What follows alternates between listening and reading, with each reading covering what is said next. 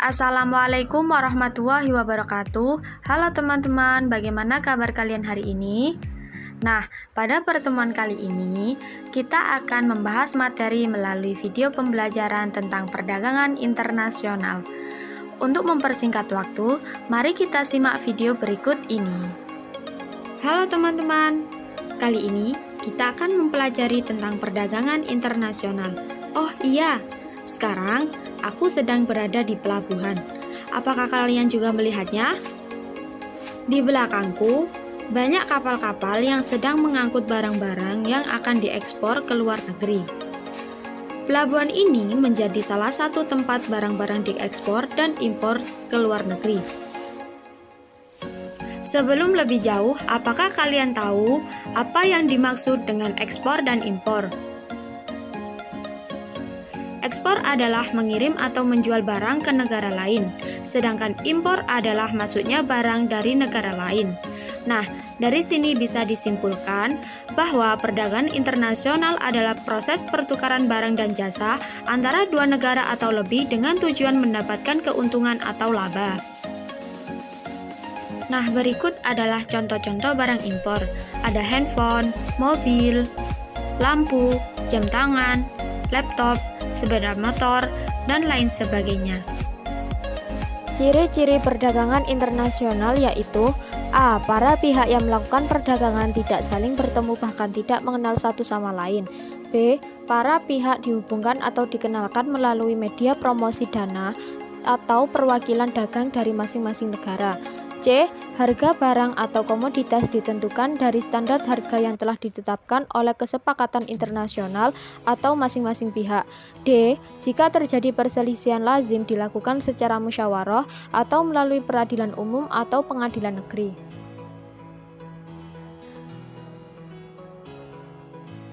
Jenis-jenis perdagangan internasional. Perdagangan internasional dibagi menjadi 3, yaitu 1.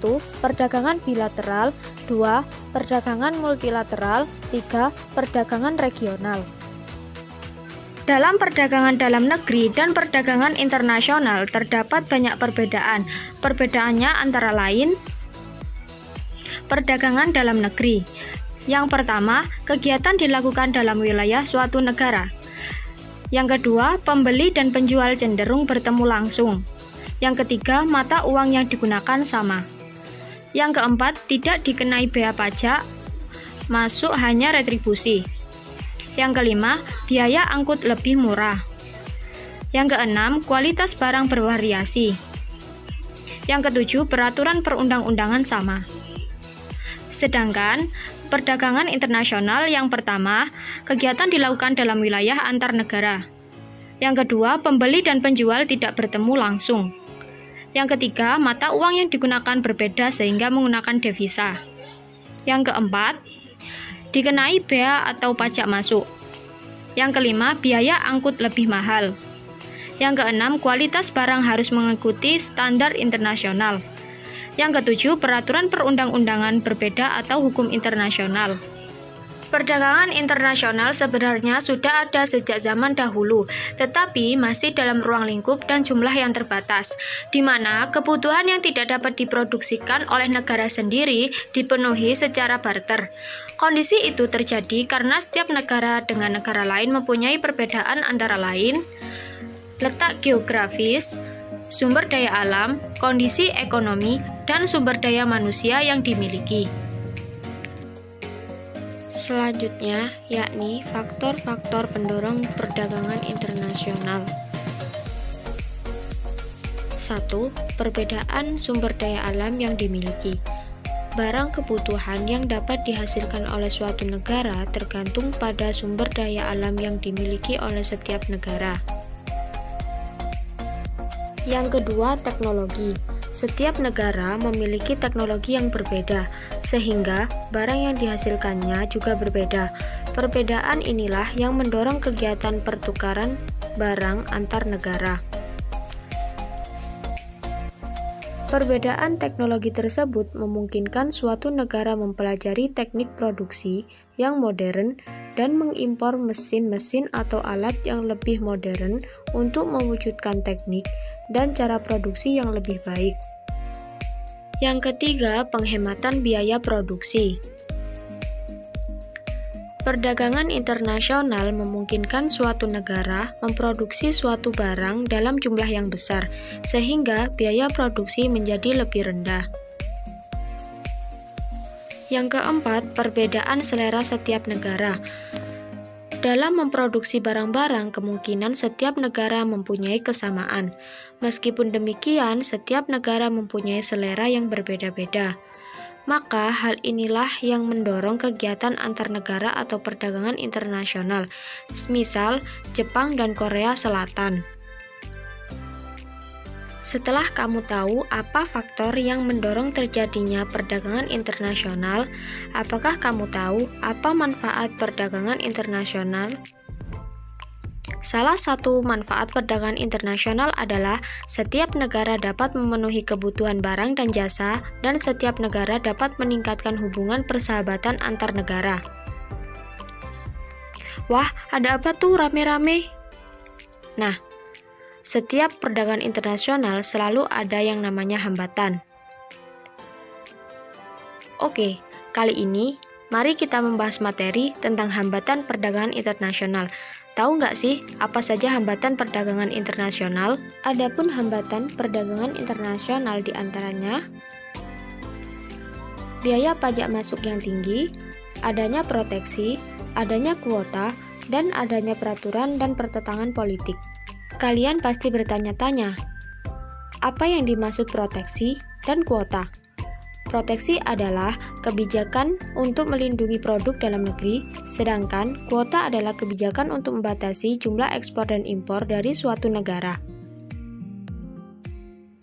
Materi selanjutnya, teori-teori perdagangan internasional. 1. Teori keunggulan mutlak atau absolut. Adam Smith merupakan orang yang mengemukakan teori keunggulan mutlak. Ia berpendapat bahwa teori keunggulan mutlak dijelaskan sebagai kondisi di mana suatu negara dapat menghasilkan atau memproduksi barang atau jasa lebih banyak dibandingkan dengan para pesaingnya dengan mengeluarkan biaya yang lebih rendah dalam produksinya sehingga mendapatkan keuntungan yang lebih besar. Negara dikatakan mempunyai keunggulan mutlak apabila dapat menghasilkan sesuatu yang tidak dapat dihasilkan negara lain. Sebagai contoh, Jepang adalah negara yang memproduksi mobil dalam jumlah besar dengan merek-merek ternama seperti Honda, Suzuki, dan lain-lain. Yang kedua, teori keunggulan komparatif. Teori ini dikemukakan oleh seorang bernama David Ricardo. Teori ini muncul untuk mengatasi kelemahan dalam teori keunggulan absolut, di mana negara yang tidak memiliki keunggulan absolut berbeda nasibnya dibandingkan dengan negara yang memiliki keunggulan absolut. Menurutnya, negara yang tidak memiliki keunggulan absolut tetap dapat berkontribusi dalam perdagangan internasional dengan cara melakukan spesialisasi pada produk-produk yang dihasilkan di negara tersebut. Selain itu, keunggulan komparatif akan muncul ketika negara dapat memproduksi barang atau jasa dengan mengeluarkan biaya tenaga kerja yang lebih murah dibandingkan dengan negara lain. Selanjutnya, kebijakan perdagangan internasional meliputi 1. Tarif adalah sejenis pajak yang dikenakan atas barang-barang yang diimpor.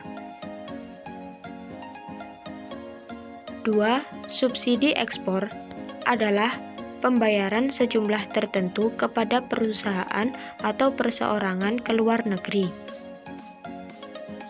Yang ketiga, ekspor dan impor. Sebagai contoh bukti, perdagangan internasional mampu meningkatkan kegiatan ekspor pada perekonomian Indonesia. Ekspor non-migas pada November 2021 mencapai 21,51 miliar US dollar, naik 2,40% dibanding Oktober 2021 dan naik 48,38% dibanding ekspor non-migas November 2020. Secara kumulatif, nilai ekspor Indonesia Januari per November 2021 mencapai 209,16 miliar US dollar atau naik 42,62% dibanding periode yang sama tahun 2020. Demikian juga ekspor non-migas mencapai 197,90 miliar US dollar atau naik 42,00%. Hal ini menyatakan bahwa di bulan November 2021 kegiatan ekspor mampu mencapai nilai tertinggi.